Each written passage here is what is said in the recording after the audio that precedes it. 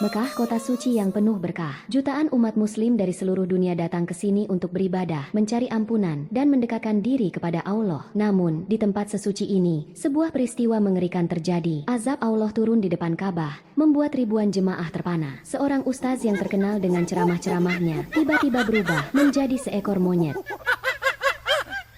Kiai Lutfi adalah seorang dai terkenal di kotanya. Setiap ceramahnya selalu dipenuhi ribuan orang. Dengan suara lantang dan penuh wibawa, ia berbicara tentang ketakwaan, kejujuran, dan amal saleh. Wajahnya berseri-seri, tampak khusyuk dan penuh ketulusan. Orang-orang menaruh hormat, bahkan menyebutnya sebagai ulama panutan. Para jamaah menangis ketika ia berbicara tentang dosa dan pahala. Mereka mengangguk setuju saat ia berbicara tentang surga dan neraka. Namun, tidak ada yang tahu bahwa di balik jubah putihnya yang bersih, tersembunyi noda hitam yang tak terlihat mata manusia. Di balik wajah alimnya, ada hati yang dipenuhi kerakusan. Kiai Lutfi hidup dalam kebohongan yang ia ciptakan sendiri. Setiap malam setelah berceramah, ia kembali ke kamar hotel mewahnya, memeriksa hasil donasi yang diterima. Di layar ponselnya, jumlah rekeningnya bertambah, semakin menggiurkan, semakin membutakan hatinya. Suatu malam, setelah menyampaikan ceramah yang menggetarkan hati banyak orang, ia duduk di balkon hotelnya, menikmati angin malam kota Jakarta. Ia meneguk minuman mahal, membiarkan dirinya tenggelam dalam kesenangan. Orang-orang begitu mudah percaya. Cukup berbicara dengan lantang dan menyebut nama Tuhan, mereka akan menyerahkan segalanya. Gumamnya sambil tersenyum sinis. Dalam keheningan malam, suara azan berkumandang, menyusup ke dalam telinganya. Untuk sesaat, hatinya bergetar. Ia menatap ke arah masjid di depan hotel yang berkilauan dalam cahaya lampu. Namun,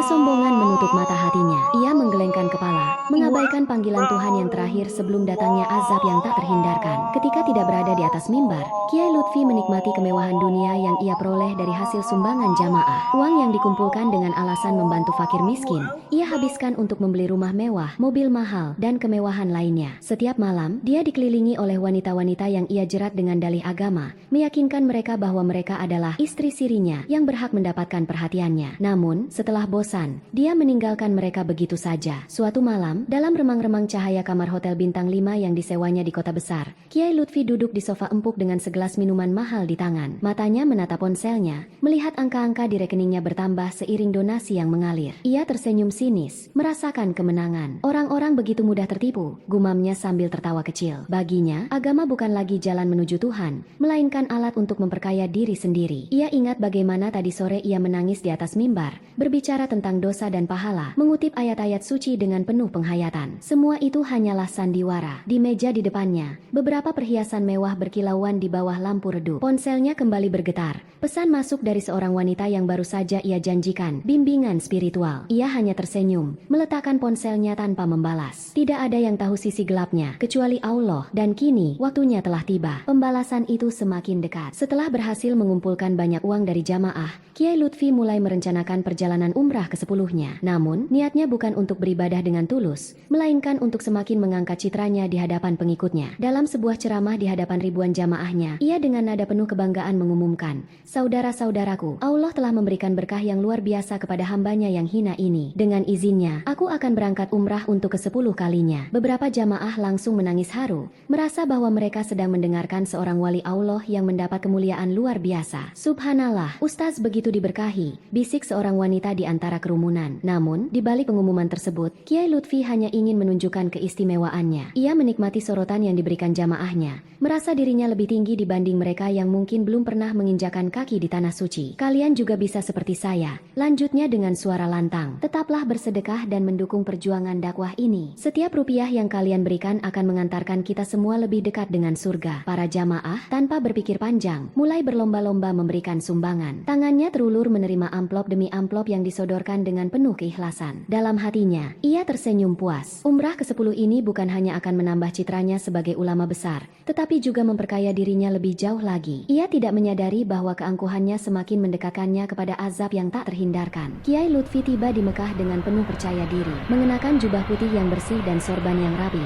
ia melangkah tegap memasuki Masjidil Haram. Senyumannya merekah, bukan karena kehusyukan, tetapi karena merasa dirinya lebih istimewa dari orang lain. Baginya, ini adalah panggung baru untuk menunjukkan kejayaan palsunya kepada para pengikutnya. Saat berdiri di depan Ka'bah, ia merogoh ponselnya dan mulai merekam. Dengan suara lantang dan penuh percaya diri, ia berbicara ke dalam kamera. "Saudara-saudaraku, lihat Lihatlah, aku berada di depan Ka'bah. Kalian juga bisa seperti aku jika terus berdonasi dan mengikuti ajaran yang kusampaikan. Suaranya penuh kebanggaan, seolah keberadaannya di sana adalah pencapaian besar. Para jemaah lain yang tulus beribadah tak menyadari bahwa ustaz ini bukanlah orang suci seperti yang mereka kira. Sebagian bahkan mengangguk hormat saat melihatnya, menganggapnya sebagai tokoh berilmu. Tapi di dalam hatinya, Kiai Lutfi hanya memikirkan berapa banyak uang yang akan masuk dari kontennya ini. Ia menata pose terbaik, memastikan pencahayaan cukup sempurna agar wajahnya terlihat bersinar di depan kamera. Ia ingin para pengikutnya di media sosial percaya bahwa ia adalah orang yang diberkahi, seorang alim yang patut dicontoh. Namun, dalam kesibukannya mengejar perhatian dunia, ia lupa satu hal, di tanah suci, kebohongan tidak bisa disembunyikan. Ia mungkin bisa menipu manusia, tapi tidak bisa menipu Tuhan. Saat ia menutup siaran langsungnya dan tersenyum puas, tiba-tiba ada sesuatu yang berbeda di udara. Angin bertiup lebih kencang, dan untuk sesaat, langit di atasnya terasa lebih gelap. Perasaan aneh mulai merayapi dirinya, tapi ia menepisnya. Ia tetap berdiri tegap, tidak menyadari bahwa setiap langkah yang ia ambil semakin mendekatkan dirinya pada sesuatu yang tidak terhindarkan. Malam itu, Kiai Lutfi berdiri di depan Ka'bah dengan dada membusung,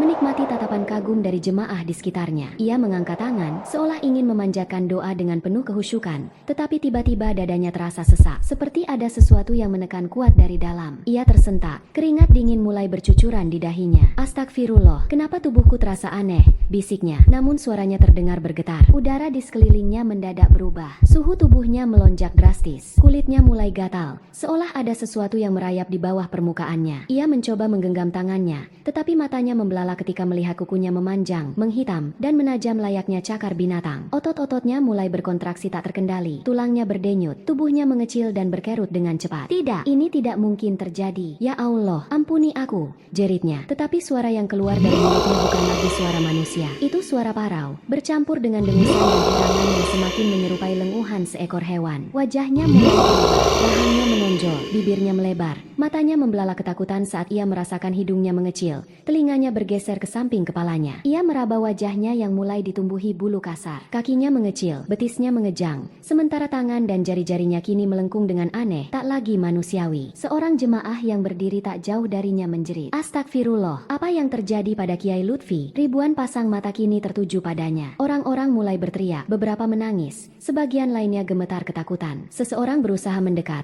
tetapi segera mundur dengan wajah pucat pasi saat melihat dengan jelas perubahan yang sedang terjadi. Dalam hitungan detik, tubuhnya telah berubah menjadi seekor monyet. Mata kecilnya yang kini penuh ketakutan berkedip cepat, mencoba memahami apa yang terjadi. Ia ingin berteriak, ingin meminta pertolongan, tetapi yang keluar hanyalah jeritan nyaring khas binatang. Langit Mekah yang sebelumnya tenang, kini terasa gelap dan menakutkan. Angin berhembus kencang, seolah menjadi saksi atas azab yang menimpa seorang manusia yang telah mempermainkan agama demi keuntungan pribadinya. Astagfirullah, apa yang terjadi? Itu Kiai Lutfi, dia berubah menjadi monyet. Jemaah yang tadinya mendengarkan ceramahnya, kini berlarian ketakutan. Suasana yang sebelumnya penuh kehusyukan berubah menjadi kepanikan luar biasa. Beberapa menangis histeris, tak sanggup mempercayai apa yang mereka saksikan. Sebagian dari mereka jatuh bersimpuh di lantai marmer. Tubuh mereka gemetar menyaksikan keajaiban yang mengerikan terjadi di depan mata mereka. Subhanallah, ini tanda kebesaran Allah, seru seseorang di antara kerumunan. Suaranya bergetar. Seorang ibu tua yang sebelumnya berdoa dengan khusyuk ini memeluk putranya erat. Air matanya mengalir deras. Astagfirullah,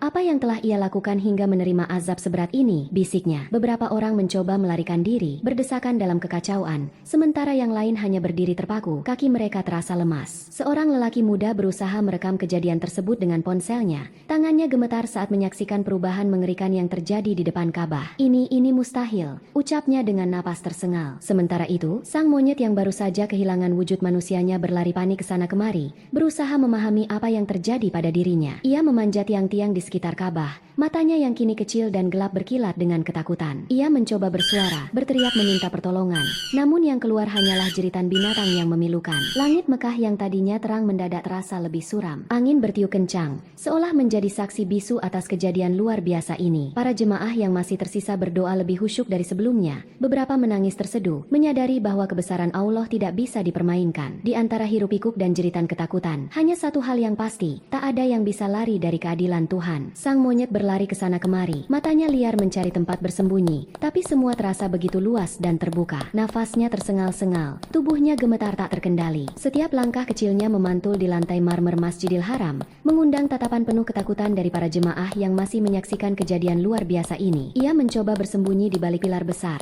berharap bayang-bayang dapat menyelimutinya dari pandangan orang-orang. Namun, tidak ada tempat yang cukup gelap untuk menghindari tatapannya. Allah melihat segalanya, dan monyet kecil itu tahu bahwa tak ada yang bisa menghindari keputusannya. Dari balik pilar, ia mengintip ke arah orang-orang yang masih terdiam. Beberapa masih bersujud, menangis, memohon perlindungan. Apakah mereka tahu aku masih bisa berpikir? Apakah mereka sadar bahwa aku ada di sini, terjebak di tubuh ini? Batinnya, namun tak ada jawaban. Lidahnya tak bisa lagi mengucapkan kata-kata. Hanya suara rintihan yang terdengar seperti jeritan kecil yang putus asa. Tiba-tiba, seorang anak kecil melangkah mendekat. Matanya penuh belas kasihan. "Ayah, kenapa monyet ini terlihat sedih?" tanyanya polos. Sang ayah buru-buru menarik tangan anaknya, membawanya pergi menjauh. "Jangan dekati dia, Nak. Itu bukan monyet biasa. Itu adalah peringatan dari Allah," jawabnya dengan suara gemetar. Sang monyet risak dalam diam. Ia berusaha meraih kaki seseorang, tapi tubuhnya justru ditendang menjauh. Ia mengerang, merasakan sakit yang nyata. Seumur hidupnya, ia tak pernah merasa sehina ini. Semua yang dulu memujanya, kini membencinya. Semua yang dulu menyambutnya dengan tangan terbuka, kini menghindarinya seolah ia wabah mematikan. Ia kembali berlari, tapi kakinya lemah. Ia terhuyung, tubuh kecilnya terjatuh ke lantai. Udara malam Mekah terasa dingin, menusuk tulangnya yang kini rapuh. Dan akhirnya, dengan tubuh lemah dan hati yang hancur, ia sadar, tak ada tempat untuk lari dari kehendak Allah. "Ya Allah, ampunilah aku, kembalikan aku seperti semula," teriaknya. Suaranya bergetar penuh kepanikan. Namun, suara itu kini terdengar seperti pekikan binatang, serak dan putus asa. Ia berlari ke sana kemari, matanya liar mencari seseorang yang mengenalinya. Ia ingin berpegangan pada tangan manusia, meminta pertolongan, tapi semua menjauh dengan ketakutan. Jemaah yang masih tersisa memandangnya dengan ngeri. Beberapa menangis, sementara yang lain hanya berdiri kaku, tak mampu percaya dengan apa yang mereka lihat. Di tengah hiruk-pikuk itu, seekor monyet kecil duduk bersimpuh di tepi Ka'bah. Tubuhnya gemetar, matanya berkilat penuh ketakutan dan kesedihan. Ia memandang ke langit Mekah yang kini tampak begitu jauh dan asing. Ia masih bisa berpikir, masih bisa mengingat siapa dirinya,